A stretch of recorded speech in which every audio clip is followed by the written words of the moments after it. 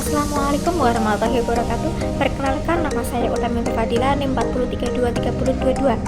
Di sini saya akan memberikan penjelasan mengenai mata kuliah Makauditan tentang pengujian substantif utang usaha. Video ini dibuat guna memenuhi tugas mata kuliah dari dosen pengampu saya, yaitu Bapak Muhammad Nasrullah SE MSI. Nah, baik, di sini saya akan menjelaskan apa itu pengujian substantif utang usaha. Simak video ini baik-baik ya.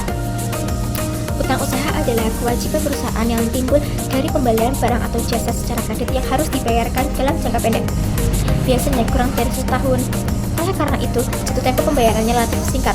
Utang usaha juga termasuk dalam kategori utang lancar loh, yang dicatat dalam neraca sebagai kewajiban lancar. Next, perbedaan karakteristik. Di sini saya akan menjelaskan tentang perbedaan karakteristik antara aktiva lancar dan utang lancar. Aktiva lancar memiliki dua perbedaan karakteristik. Yang pertama, penyajian cenderung overstated agar likuiditas terlihat baik. Artinya, kecenderungan untuk menyajikan nilai aktiva lancar lebih tinggi agar likuiditas perusahaan terlihat baik. Ini bisa terjadi misalnya dengan tidak mengakui penurunan nilai persediaan atau piutang yang tidak tertagih. Tujuannya adalah untuk memberikan kesan bahwa perusahaan memiliki lebih banyak aset yang siap diubah menjadi kas dalam waktu singkat. Yang kedua, masalah penentuan nilai aktiva lancar pada tanggal neraca. Penentuan nilai aktiva lancar terutama persediaan dan piutang pada tanggal neraca bisa menjadi tantangan. Perusahaan harus menggunakan estimasi atau misalnya untuk cadangan kerugian piutang atau nilai realisasi bersih persediaan, yang sering kali melibatkan penilaian subjektif dan bisa menimbulkan bias. Yang kedua, ada utang lancar. Utang lancar memiliki dua perbedaan karakteristik. Yang pertama, penyajian cenderung menurunkan jumlah utang lancar dengan cara unrecorded liabilities.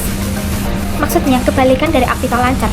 Ada kecenderungan untuk menyajikan nilai utang lancar lebih rendah dengan cara unrecorded liabilities atau utang yang tidak tercatat.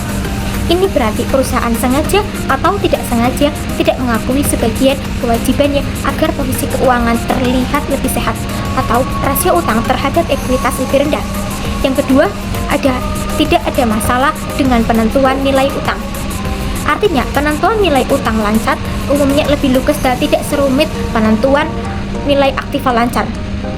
Utang seperti utang usaha, utang bank, atau utang gaji yang memiliki jumlah yang lebih pasti dan seringkali didukung oleh dokumen seperti faktur atau perjanjian, sehingga estimasi subjektif lebih minim.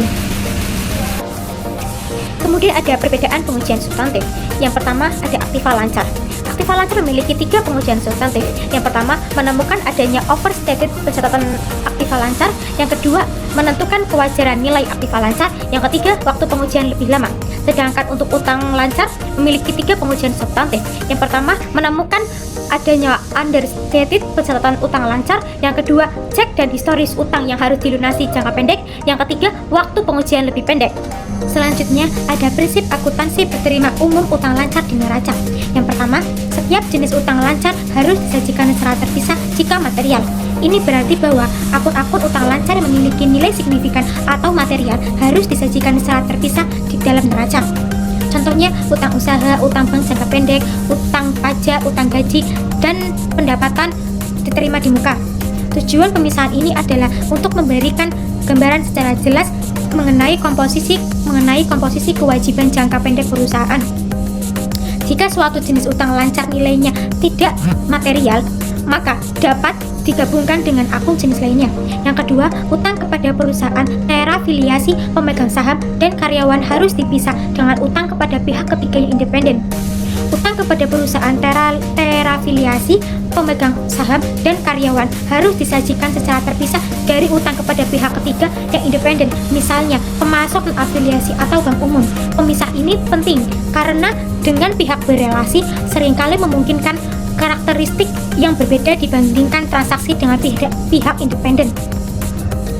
Yang ketiga, aktiva yang dijaminkan dalam penarikan utang lancar harus diungkap dalam neraca. Jika ada aktiva atau aset perusahaan yang digunakan sebagai jaminan untuk penarikan utang lancar, informasi ini harus diungkapkan dalam catatan atas laporan keuangan atau jika memungkinkan di neraca itu sendiri. Yang keempat, aktiva dan utang tidak boleh digabung penyajiannya dalam jumlah neto. Prinsip ini dikenal sebagai prinsip non-offsetting atau tidak boleh saling hapus. Artinya, jumlah total aktiva tidak boleh dikurangi dengan jumlah total utang dan sebaliknya. Setiap pos aktiva dan setiap pos utang harus disajikan secara bruto atau jumlah penuh di neraca. Yang kelima, utang bersyarat harus dijelaskan dalam neraca. Utang bersyarat adalah potensi kewajiban yang timbul dari peristiwa masa lalu, tetapi keberadaan akhirnya akan dikonfirmasi oleh terjadinya atau tidak terjadinya satu atau lebih peristiwa tidak pasti di masa depan yang tidak sepenuhnya berada dalam kendali perusahaan. Utang bersyarat tidak disajikan dalam jumlah di neraca, melainkan harus dijelaskan secara rinci dalam catatan atas laporan keuangan. Program pengujian substantif utang usaha ada dua. Yang pertama, prosedur audit awal. Yang kedua, ada prosedur analitik.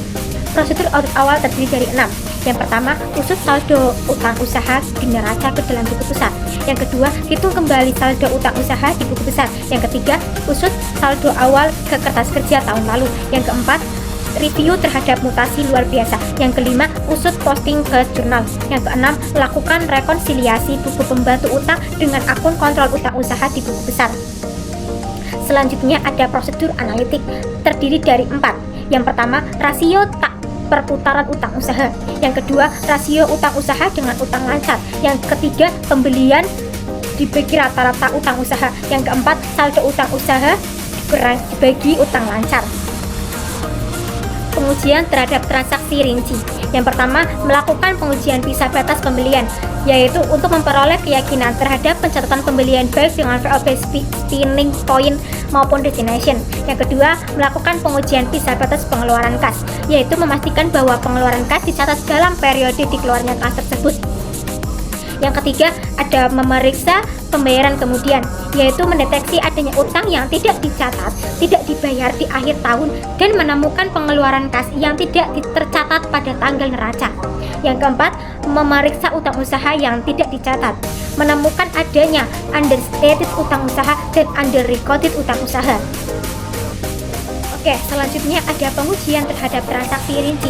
Yang pertama, melakukan pengujian pisah batas pembelian, yaitu untuk memperoleh keyakinan terhadap pencatatan pembelian barang dengan VOB shipping point maupun destination. Yang kedua, melakukan pengujian pisah batas pengeluaran kas, yaitu memastikan bahwa pengeluaran kas dicatat dalam periode dikeluarkannya kas tersebut.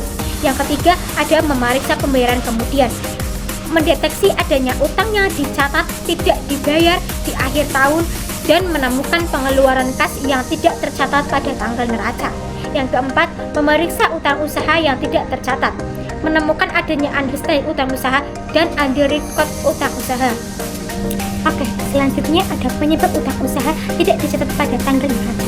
Yang pertama, adanya dokumen yang belum diproses untuk pembayaran pada tanggal neraca dan baru dibuatkan kas keluar setelah tanggal neraca.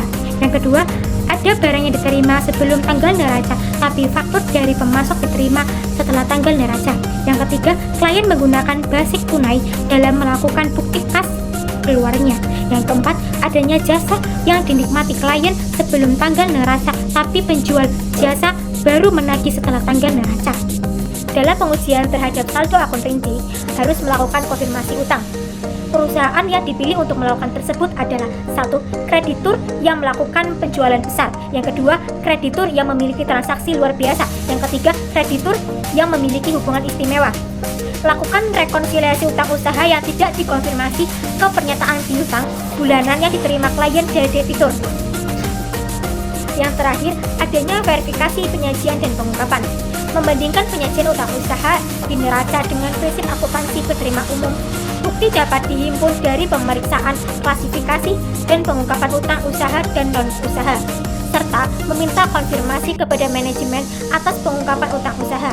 Oke teman-teman, berakhirnya sudah penjelasan video saya tadi. Mohon maaf apabila salah kata dan kekurangan kata atau penjelasan yang kurang maksimal dari saya mohon maaf. Assalamualaikum warahmatullahi wabarakatuh. Bye-bye.